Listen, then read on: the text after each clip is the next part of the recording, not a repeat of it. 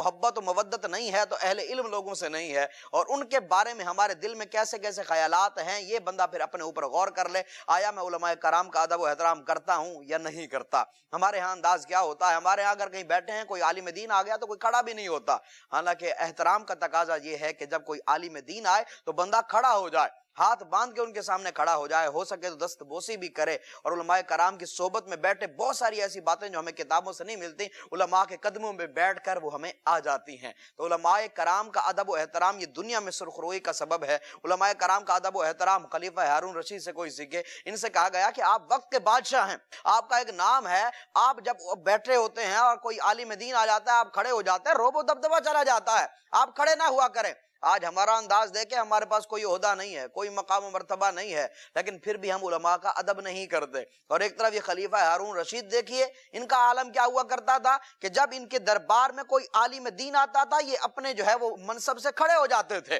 اپنی کرسی سے کھڑے ہو جاتے تھے۔ جب کوئی عالم دین آتا تھا درباریوں نے کہا کہ قبلہ آپ کھڑے نہ ہوا کریں، آپ کھڑے ہوتے ہیں تو سارا روب و دبدبہ ختم ہو جاتا ہے۔ تو خلیفہ ہارون رشید نے جو جملہ کہا نا وہ تاریخی جملہ تھا اور تاریخی جواب دیا، کہا کہ اگر علماء کرام کی تعظیم سے روب و دبدبہ جاتا ہے تو پھر یہ جانے ہی کے قابل ہے۔ کہا یہ پھر جانے ہی کے قابل ہے، یہ ہمارے پاس رکنے کے قابل نہیں۔ کہا کہ یہ روب و دبدبہ اگر علماء کرام کی تعظیم سے جاتا ہے تو پھر جانے ہی کے قابل ہے، یہ انداز ہوا کرتا تھا، یعنی تاریخی بات کہہ دی۔ آج ہم دیکھیں ہمارا انداز کیا ہے، علماء کرام کا ہم کتنا ادب و احترام کرتے ہیں۔ یہ ہر بندہ اپنے آپ سے پوچھ لے تو ہماری اپنے ضمیر سے ہی ہمیں جواب مل جائے گا کہ ہم علماء کرام کا کتنا ادب و احترام کرتے ہیں، اور ہمارے جو پہلے والے لوگ گزرے ہیں وہ کس طرح علماء کرام کا ادب کیا کرتے تھے۔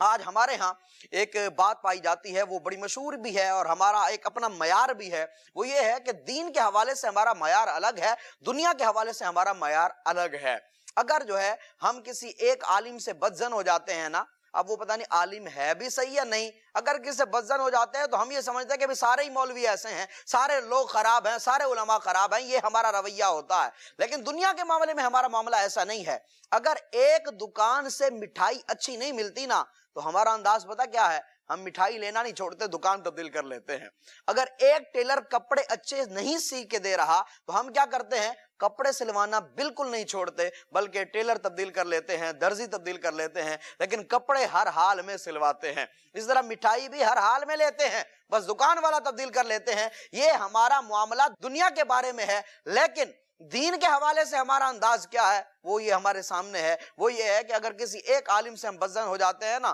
تو ہم علم سیکھنا ہی چھوڑ دیتے ہیں، ہم یہ کہتے ہیں کہ عالم سارے ہی خراب ہیں، یہ سارے ہی ایسے ہوتے ہیں، ان سب کو کچھ نہیں آتا واتا، سارے ہی ایسے ہیں۔ حالانکہ ادھر دنیا کے معاملے میں ہم نے مٹھائی لینا نہیں چھوڑا، کپڑے سلوانا نہیں چھوڑا، درزی تبدیل کیا، دکان والا تبدیل کیا، لیکن دین کے معاملے میں ہم نے سب کے بارے میں ایک ہی نظریہ بنا لیا کہ سارے ہی ایسے ہوتے ہیں، حالانکہ ایسا نہیں ہے۔